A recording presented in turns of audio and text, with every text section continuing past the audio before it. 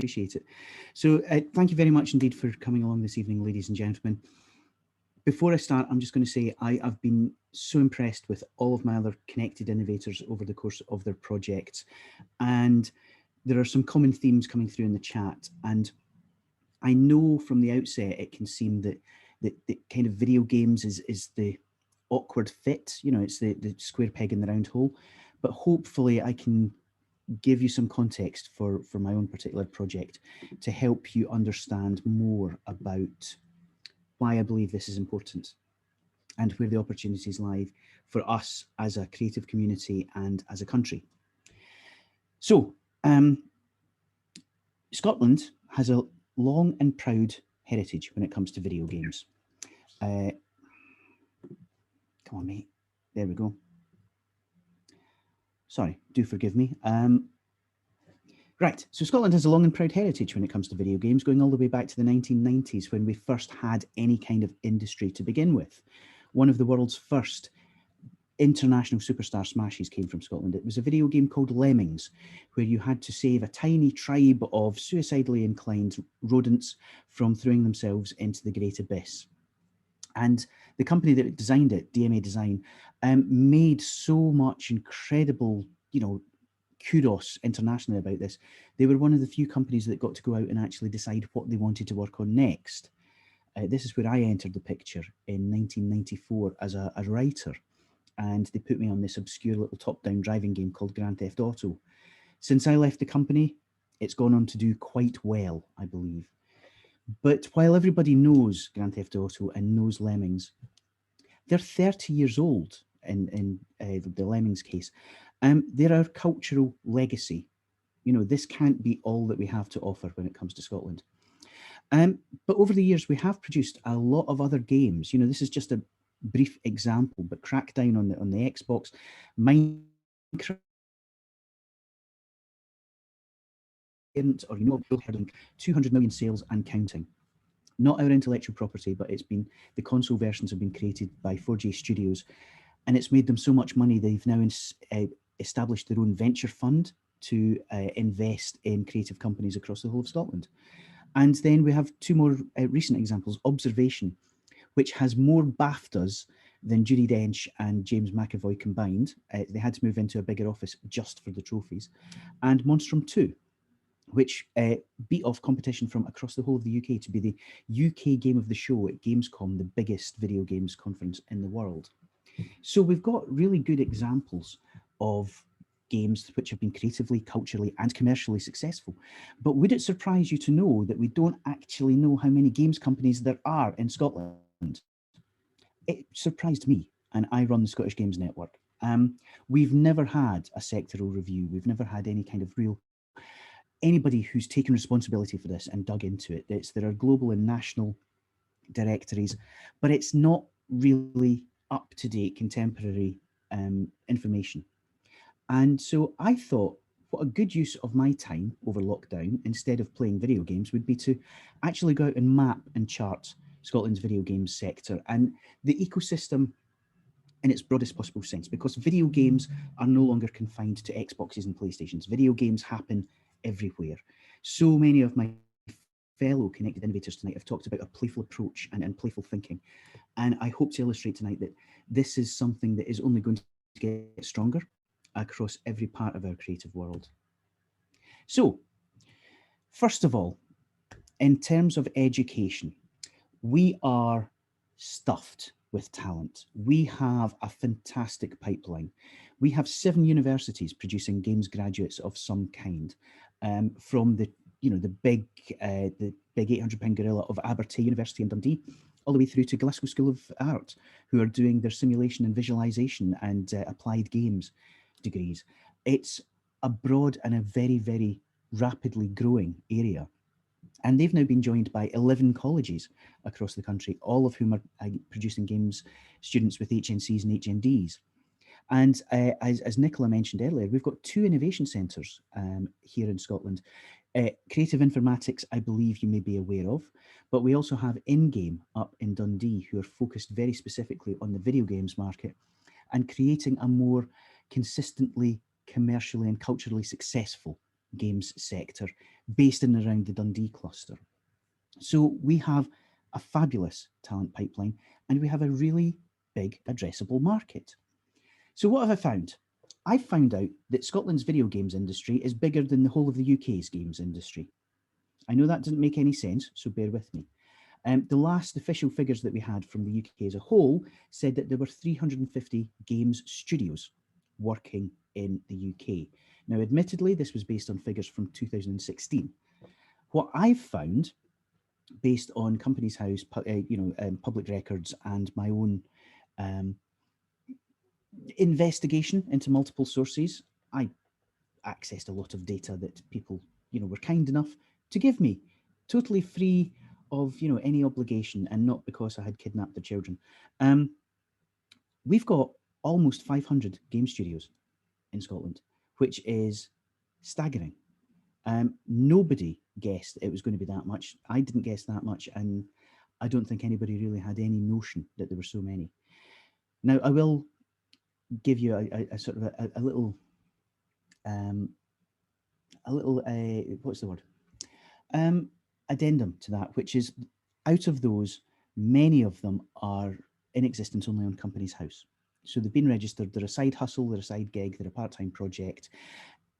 To me, it kind of opens up the idea of freelancing, but a freelancer in terms of being a small business.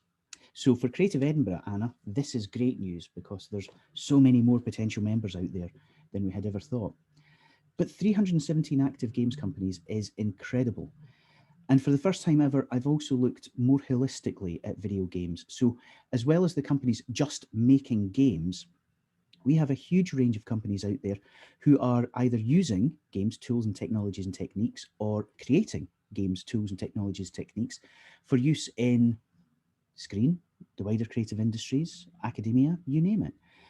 For example, in Edinburgh, we have Speech Graphics, a former winner of the Startup of the Year competition, who have an AI procedurally generated speech synthesis solution. We also have Krotos, who produce sound effects for video games. And through in Glasgow, we've got Axis Animation, one of the largest creative companies in the country. And they're desperate for programmers who know the Unreal games engine, because the fastest growing team is the real-time team, who use the Unreal Engine exclusively. And if you want to know why, if you've ever watched The Mandalorian on Disney Plus, pretty much 90% of all the backgrounds and everything in that is produced using the Unreal Engine. It's incredible. So we've got so many supporting companies. In terms of tech, companies using data, live ops, facial capture, artificial intelligence. We've got more than 30 of them coming through universities who have nothing to do with video games.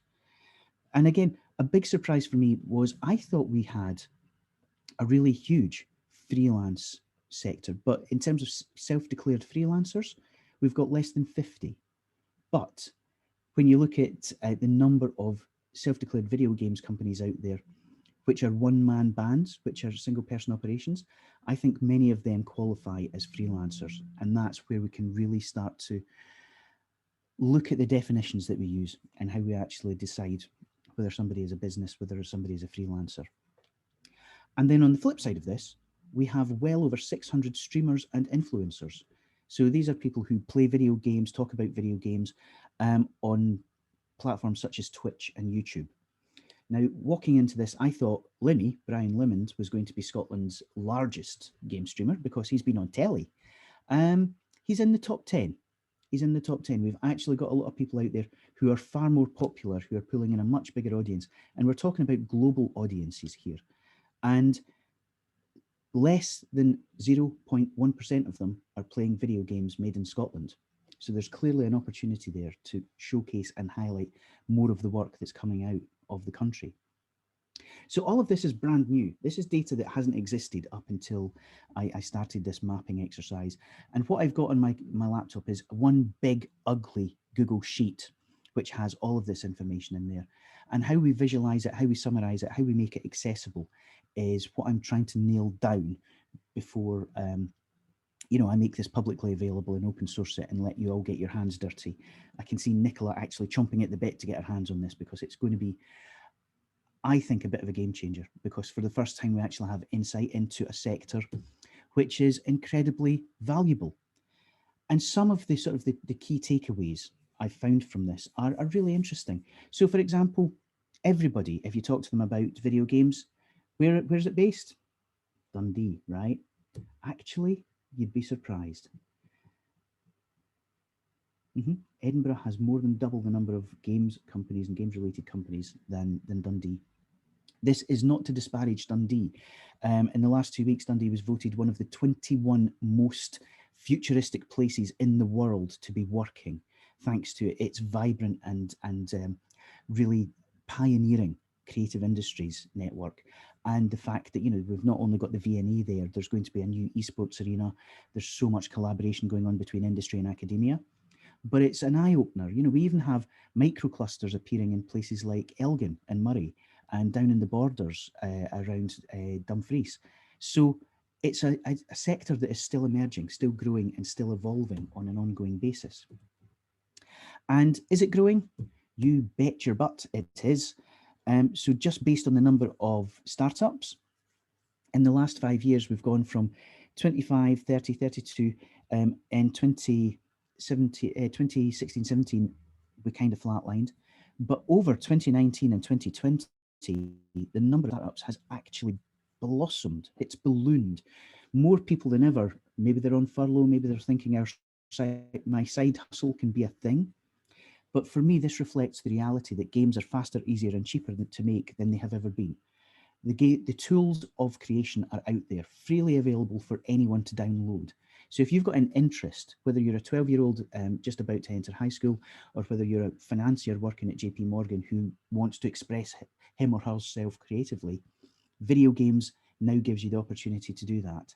And this is significant, and I'll come to that at the end. And again, relevant to Creative Edinburgh, this is where I think we see so many of the freelancers being missed out when it comes to the games industry, because nearly half of the companies which are active in the game sector are one-person gigs. Now, to me, that says freelancer. They may not be going out and looking for work, but they're producing creative work, and they face many of the same problems that freelancers in other areas of the creative industries face. And again, I think this is a bit of an eye-opener, because all of the big public sector organisations, Scottish Enterprise, Scottish Development International, Creative Scotland, Skills Development Scotland, etc., still use headcount as one of the key sort of drivers, one of the KPIs that they use to measure companies. We only have 3 games companies in Scotland that have more than 100 people, and that's very unlikely to change, because that's not the way the industry is going. Globally, the headcount is going down the way, and we haven't even begun to scratch the surface of other areas of gaming. In 2024, Dundee will be the first city in the whole of the UK to have a dedicated esports arena. And they've already signed partnerships with Abertay and Dundee and Angus College, specifically to go out and look at all of the other areas in and around esports. Now, if you're not familiar with esports, it's playing games competitively at a professional level, often for quite large sums of money. But think about this. You don't just need the players. It's not just playing video games and being paid for it. You need broadcasters, you need producers, you need presenters, you need writers, you need all of the same skills that you find in the screen industry, but they're going to be coming into the game sector. And for me, this is one of the most interesting parts, because we're now starting to pull in more and more of the skills from the rest of the creative world. And as you've heard from so many of the other presenters tonight, games is not just about stealing cars, shooting people, and blowing stuff up, although you can do that, and we're very, very good at it. But if you look at games as a transformative technology, playful thinking, the tools that we use, virtual reality, then you actually can begin to understand interactive media is changing every aspect of the creative industries. Whether it's the way that you create content, monetize it, distribute it, or consume it, more and more of our lives, more and more of our creative lives is coming through these devices. And the video game sector has so much to offer. It's like we can help the creative industries across the whole of Scotland, across the whole of Edinburgh, transform and find new ways of working, new ways of reaching their audiences. And let me leave you with one particular statistic that made me very, very happy. And I'm really sorry to bring it back to money, but I think at the end of the day, we're all looking to do this and make it our livelihood. So in Scotland, we have several key sectors which have been highlighted as crucial to our economic future.